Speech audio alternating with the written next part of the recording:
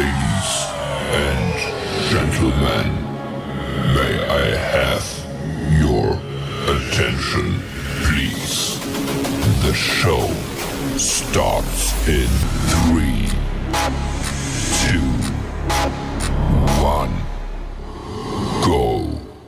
Good morning, CaneSport. It's October 22nd, 2021. I'm Gary Ferman, the publisher of CaneSport.com, with our managing editor, Matt Shodell, as we discuss the news of the day. And Matt, I want to start off today talking about our story that we have on Jared Harrison Hunt. And, you know, the thing I want to stress to everybody is that as tough as the season has been and how rough things are right now in the Canes Nation, everything is not negative. And there is some positive in some places. And one of those places I feel is in the development of a few of the young players. And I think we're seeing it with Harrison Hunt. And he's just not, they rotate so damn much that he's not really getting to show it on a consistent enough basis that you're probably sitting there at the stadium or watching on TV and saying, man, Jared Harrison Hunt is getting better. But he is getting better. If you look at the Pro Football Focus grades, Harrison Hunt is the best defender on the Miami Hurricanes in the first half of the season this year. He's got the best grades. Now, you can argue about the merits of those grades, and different people will say different things, and whatever they want to say is fine. But the bottom line is there's a system in place there. There's a relatively competent individuals that are grading those games. And Jared Harrison Hunt, Matt, is number one right now amongst all of the defenders on the Miami Hurricanes. And that's a signal to me that the kid is getting better. Your thoughts? Yeah, this is what I keep saying. This is why I keep telling Miami Hurricanes fans that there's hope. Like, there are really good first, second, and third year players in this roster. And all it's going to take is bringing in a lot of transfer help if you're not getting top recruits. And this can be a competitive team right away. I mean, somebody was mentioning the other day, like how Michigan State, the transfer portal was their recipe to success in 1 year. And like, it's there, you know, whether it's Manny Diaz or not, as much as you may hate Manny Diaz, like there's a recipe to success for whoever the coach is, simply because of the way things are now with the transfer portal. Now, the problem with Manny Diaz's vision right now is he's saying there's not much room because he's anticipating keeping his roster. You know, to me, you got to get rid of your probably 15 worst players. Just get rid of them. Tell them you got to transfer, even if there's no room for them somewhere else. You got to be nasty about it. I mean, I'm sorry. If you know, your job here isn't to be nice. Your job at Miami is to win. You got to jettison your worst 15 players on the roster to open up those extra spots for, to me, double-digit transfers, plus these 3 years, you know, freshmen, redshirt freshmen and sophomores, and even some redshirt sophomores that are really good players. And this is going to be a really good team. And yeah, I agree. Jared Harrison Hunt, I think it's going to be, you know, outstanding. Like, I still don't understand the whole 8-man rotation thing on the defensive line. Like, that's not for me. That's not how it's ever been. That's not how the NFL does it. Like, this is an NFL program, but you're treating it like, you know, when I was a coach in Park Warner, every player had to play or the parents. Everybody's going to play. Yes, that's what it's like. Yes. There's actually rules. You're right on the nail. There's actually rules. Like, you have to play every player 3 innings of baseball, no matter how bad they are. Like, it doesn't matter. Like, I had one kid who couldn't walk, talk, or chew gum, like literally almost. You know, I would hit every other kid fly balls. I'd hit him a ground ball. One day he says, you know, Coach, why aren't you hitting any fly balls? You know, these are young kids, right? And I said, yeah, I'll get a fly ball. And I hit him a fly ball and I hit him right in the head. You know, and he starts crying and his parents are upset. Like, you know, Manny Diaz maybe is upset, you know, doesn't want to upset some parents by, you know, having their kids hit in the head by fly balls rhetorically, but like, you know, and upset kids, because look, these kids do transfer. That just happens. But you can't make everyone happy and win. No. You know, if Manny's doing this because he doesn't want the, you know, the backup defensive tackles to leave or the backup defensive ends to leave, like that's just the wrong approach. If these kids leave, they leave. Goodbye. And you bring in new guys. Like, play your best forward defensive lineman 80% of the snaps, please. Like, I've been saying that forever, you know. And, you know, hopefully they do that. And I think Jared Harrison Hunt and honestly, maybe even Leonard Taylor are your guys who should be playing those 80% at this point, you know? Well, this is why your legion of fans is like growing exponentially.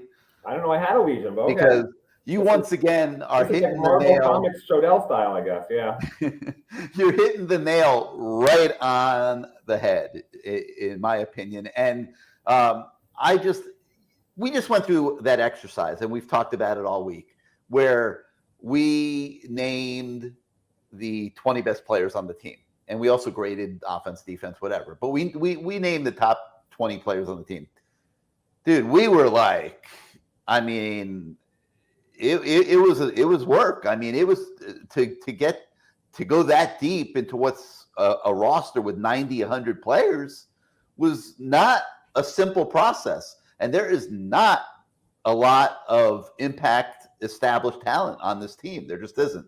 So if you have a guy that is performing really well, he needs to play more. I mean, I would be willing to say, and today we're talking about Jared Harrison Hunt. I mean, I would wager to say he hasn't walked into that locker room off that field one time this season. Not one time.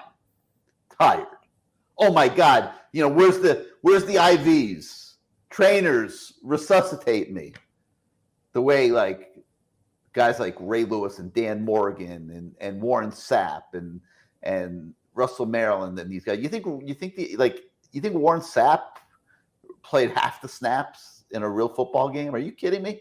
And I'm not saying that Jared Harrison Hunt is Warren Sapp, but in relation to today's Miami Hurricane team, he's Warren Sapp, because they're like, you're telling me that if he's playing the best of anybody on the Miami Hurricanes defense, he doesn't belong on the field over John Ford, Nesta Silvera, who, I mean, can you remember the last time that they did something impactful in one of these games the last few weeks? I mean, listen, they got to play their best players. They got to play them more. They got to stop trying to make everybody so damn happy and start winning football games. That would be my opinion. And it's like, I know sometimes it seems like we're being hard, but man, we're just looking at what we're looking at, and it's painful to watch sometimes, Matt.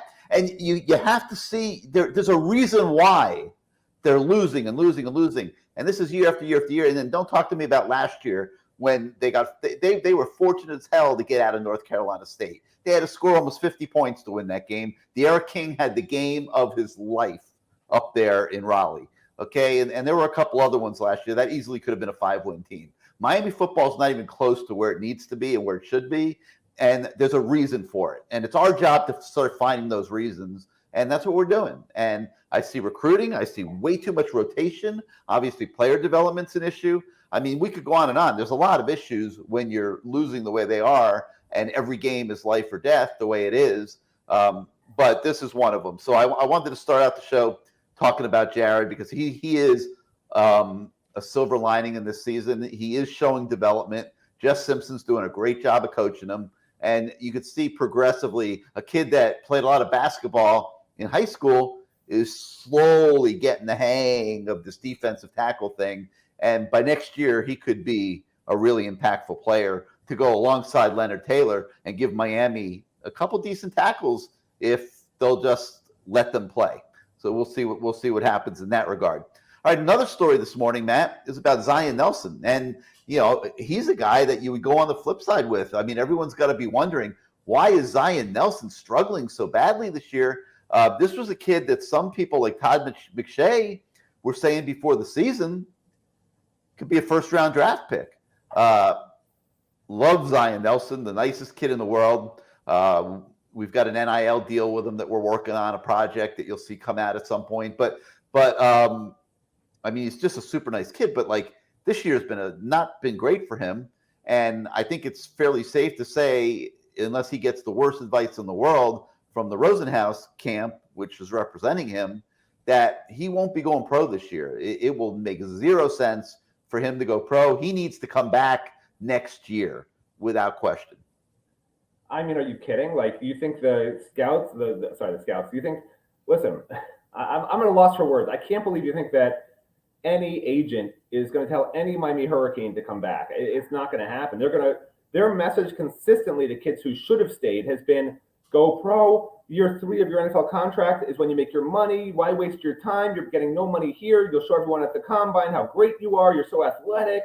There's no chance they're saying to him, yeah, stay there, and you could change your mind if we're going to represent you or not in the next year. There's no chance. A kid comes to an agent and says, hey, what do you think about representing me in the NFL, or should I go back? What are they going to say? No, take another year, and maybe you'll still have me as your agent, or maybe some other agent will pick you off before then. There's zero chance. This happens year after year. They steal these kids who should be coming back, who don't listen to the coaching staff, and they're costing themselves millions of dollars because of it. I expect Zion Nelson to try to be convinced by whoever he has as his agent to leave. I'd be shocked. I understand the Rosenhaus team right now is the people doing his whatever NIL deals, but he doesn't have to sign with him as his agent. He can sign with whoever he wants as an agent. He hasn't signed anything yet. In those terms, if he had, he'd be ineligible to play in college football right now. The thing that struck me about Zion, though, which I wish he hadn't said, is he's been playing hurt. I get it. You want an excuse, and it's almost like he's telling pro teams, "Hey, I have way more upside." But the last thing you need to do is telegraph to your opponents that you have a knee problem. I don't know if he wasn't thinking or what, but the first thing an NC State defensive lineman who's nasty is going to do is dive at his knees. And now Zion's going to be in his head the rest of the game, or say, they're going to say, "Oh, we're going to get your knees, bro," or whatever. It's college football, man. It's nasty. Never say when you're hurt. Never say what your injury is. That's rule one. I don't understand how this kid sat up there and told everyone his knee is still bothering him from off-season surgery. But big mistake, and I think he's going to make another big mistake and go pro. That's just, I've seen it happen too many times to start thinking, oh yeah, these kids are all coming back that have a potential to be drafted. Well, we'll see what happens there. You could certainly be right again. It definitely has played out that way. But, in fairness to the Rosenhaus guys, I mean, they gave Greg Rousseau very good advice last year, and he's come out smelling like a rose. I mean, I'm not sure he wouldn't have been drafted higher if he played, by the way. Have you seen him playing for the Bills? He might have been a top 5 pick. I'm sorry. Yeah, if he played at the level he's playing for the Bills, he would have. Yeah, I mean, they might have cost him a little money on the first contract, but he also didn't risk injury, and I don't know. There's two sides to it, I guess. All right, Matt. Moving on to what else is on the website this morning. We've got 5 burning questions for the NC State game, and the one that we have in there that is real interesting to me is, can Miami get a statement win on Saturday night against NC State? And my initial thought on that was, statement win? Are you kidding me? They're 2-4. They're no plays. How do you get a statement win when you're 2-4? But then I started thinking about it, and I'm like, you know what? In fairness, I think we have to acknowledge that they have been in close games. And we're not making excuses from them. We understand that those games weren't decided in the last minute. Those games were decided in the first quarter when they were getting their butts kicked, okay? And they were fighting uphill in both of those games the whole way. And, yeah, they did a nice job in second halves. They made it competitive. They deserve a lot of props for that. But we're not making excuses for that. However, if they somehow can win this game on Saturday night, and I don't think that's out of the question. I mean, none of these ACC teams. I mean, I think NC State might be the best team in the ACC this year. We're going to find out on Saturday, because if they are, they're going to win, possibly going away. But none of these teams on the surface are so far and away better than everybody else. And if Miami can pull an upset these next 2 weeks and get back to 2-2 in the conference, and I would never project it either, Matt. I see you shaking your head. That's not why I'm shaking my head. No, I would be shaking my head too. Wait a minute. I would be shaking my head too. But the question was, can Miami get a statement win? And that's what we are debating in that content item. So what I'm doing is I'm saying it is a justifiable question. Can they do it? They're at home, and NC State is a team that they beat last year. It was an absolute amazing game. Both teams scored in the 40s. It might take the same thing again this year. But I don't think it's a far-fetched question to debate. And if they are able to do it and then put some meaning into the game at Pittsburgh the following week, who the heck knows? But they're going to be underdogs in both. Your thoughts? Okay, so The reason I was shaking my head, no. Well, first of all, not to put you on the spot, but like, I don't follow. Shaking my head. I'll shake my head while you talk too. Well, I don't follow. I don't follow Pittsburgh like that closely during the season. I cover the Hurricanes and whoever's up next. But like, just out of curiosity, and I think this probably reflects the fans. But like, if you had to guess who Penn State's beaten, could you name like 3 or 4 of the 5 wins they have? Penn State? No, I'm sorry, Pittsburgh. Did I say Pittsburgh? I meant Pittsburgh. That's their next opponent. You said it upset the next 2 weeks. So let's say they upset NC State. I could not. I have paid. Okay, I saw them play maybe a half. I can't even remember. So I think this is the way Miami fans are also. I don't think a lot of people are looking ahead that far right now. They're playing well. Kenny Pickett is having an amazing year. I know that. Okay, before you say that, so you said upset the next 2 weeks. Here's what Pitt's done so far. Okay, they're 5-1. They have one of the top offenses in the country on statistically. Okay, 3 of those 6 games are against New Hampshire, 77-7 win. UMass, 51-7 win. And Western Michigan, where they scored 41 points. But by the way, Western Michigan, which also lost to Ball State a few weeks later, beat Pittsburgh. Pittsburgh's other wins, Tennessee and Georgia Tech, they're okay teams. So what I would tell fans to do, watch the Pittsburgh-Clemson game this weekend, because Clemson's not what it was, but Clemson is at least in certainly the top quarter, maybe top 10% of the conference still, and maybe the top just pure talent-wise. If Pittsburgh beats Clemson, I agree it's an upset. If Clemson beats Pittsburgh even by 7 points or more, because Clemson can't score right now, they're just not real good, then I would argue it's not even an upset to beat Pittsburgh. So really all you got to do is beat NC State, which I think NC State will beat Miami, just for the record. That's just what I think. I never lie to you guys. Like, that's just what I think. But I think Miami can beat Pittsburgh. I'm not convinced Pittsburgh's anything special, because their defense already is not great. And they lost their top 2 defensive linemen from last year when it was such a great defense. They lost a couple of major guys in the secondary. Like, they're an average defense to me. And I know statistically they're great on defense, but they've played nobody. And this Kenny Pickett, who threw 13 touchdowns with 9 interceptions last year, he racked up the stats in these games against ridiculous opponents. I mean, Tyler Van Dyke against Central Connecticut State, imagine that for 3 or 4 of the team's 7 games. What would his stats look like? Does it make him a great quarterback, one of the best quarterbacks in the country who should be up for the Maxwell Award? Pittsburgh's a mirage to me unless they beat Clemson. Okay? That's their first real game. Mm-hmm. They're 0-0. So I'm not calling that an upset yet. If Miami beats Pittsburgh, this weekend to me is an upset. So if by some miracle Miami wins this weekend, and they could, I keep telling fans Miami could win quite a few games, even put a run together. But it all hinges on this game, because if they beat NC State, to me, NC State's the best team that they have left, I think, on their schedule. I understand FSU's going to be tough. Well, FSU's not good. Like, there's other teams on the schedule that are good, but they're not great teams.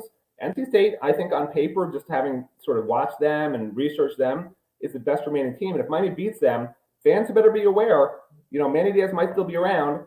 And like I said, don't be totally upset like the Miami Hurricanes are done for the rest of your lives. Like I said, there's a formula with some really good young players. And I always say that talent will be, it's more important to me than coaching. You can't coach bad kids to be great. So I think there's still a path to success either way, with a new coach, which I think everyone wants, or even if Manny stays, there's a path to success. And that's just how I feel. Like, fans will be upset and be like, I'm an idiot, or I think one of them called me an effing hater. I don't know if they were talking about you or me or themselves, but someone's an effing hater here. I'm not sure who. I don't feel like an effing hater. I feel more like an effing than a hater. You should have been with me on CaneSport Live Tuesday night. Oh my God. Oh my God, man. We had this one dude, Scooter DuPont. Oh boy, did he screw up the rhythm of the show. Let's put it that way. Some people are upset. Some people are struggling with the way this season is going. But getting back to the original point, it would be a statement win if Miami wins the game. Sorry, yes. Back to the original question, I agree. Wins the game. Underdogs. I think they have nobody left on the schedule any tougher. I 100% agree. Yeah. All right. And by the way, it might be a program-changing win if they don't get rid of Manny Diaz at the end of the day. This would be why. Oh, if they get beat badly Saturday night, that could be it. No, but I'm saying if they win, it could be a program-changing win. Everyone expects Manny to be gone in a week or two. Yeah. I'm saying if they win, he has to do a lot more than win Saturday. Right. Yeah. It could be this. Yeah. People will look back and say, "Oh, that's the moment when Manny Diaz saved his job." If that happens, I didn't say he's saving his job, everybody. I'm not an effing hater, okay? If that happens, but there would need to be a lot behind it. Would you agree? Say it again.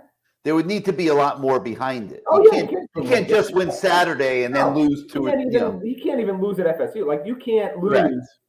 Maybe one close game, like at the very end of the season, maybe. Yeah, but you would have to game, and then everyone's waiting. Are they going to fire him or not? And they'll be like, "Well, he won 5 of the last 6. He beat NC State." Yeah. You know, if they're going to try to rehire him or not rehire him, if they're going to try to keep him, that would have to be the argument. But you can't. 5 of the last 6 fans. If he loses at FSU, I mean, he may as well not come back to the Heck. Like, they won't even let him back in the building. They'll change the locks.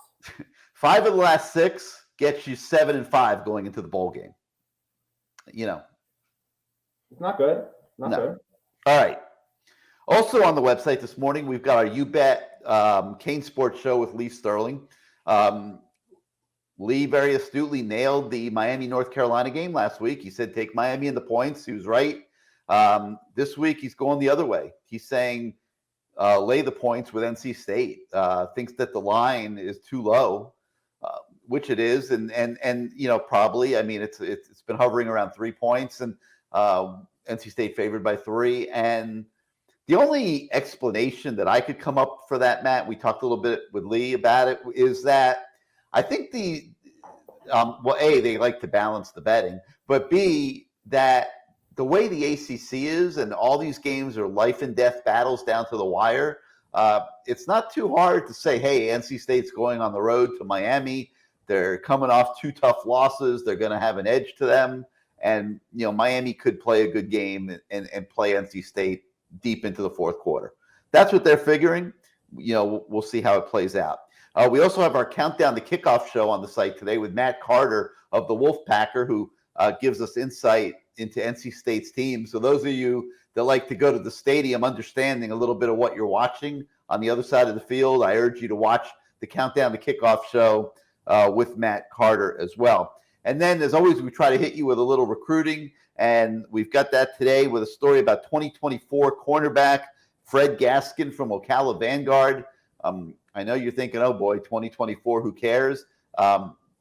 Things are, you know, they're starting to get going right now with 2024 kids, and that's why I think it's the second time this week you've heard us talking about a 2024 kid. Those kids are starting to get offers. They're starting to be recruited, and we give you an update on just what Fred Gaskin is thinking. One thing I will tell you, like so many recruits, he wants to see a little bit more of this Hurricane program before he starts deciding how seriously he's going to take the Hurricanes in recruiting. So that's going to do it for today. You know, more good stuff on the website. And Matt, it'll soon be time to go to the stadium for another week of Hurricane football. That's been an adventure pretty much every week this year. And I guess there's no reason to expect anything different on Saturday. So we'll see what happens. Hopefully people turn out. The national championship team from 2001 is going to be honored. It would be a shame if they're honored to an empty stadium. So, like, don't feel like you have to stay home to make a statement to the Miami administration. They know everybody's upset. You know, that doesn't have to be driven home. Go to the stadium. This is, you know, one of the better home games of the year. Enjoy yourself. It's a night game. You know, create a little atmosphere for the team. Don't let the struggles of the season take your passion away from you. That's what I would say. So for Matt Shodell, I'm Gary Ferman. We thank you for joining us once again on Good Morning CaneSport. And we'll come back at you, I guess, again on Monday morning, everybody. Have a great time at the game.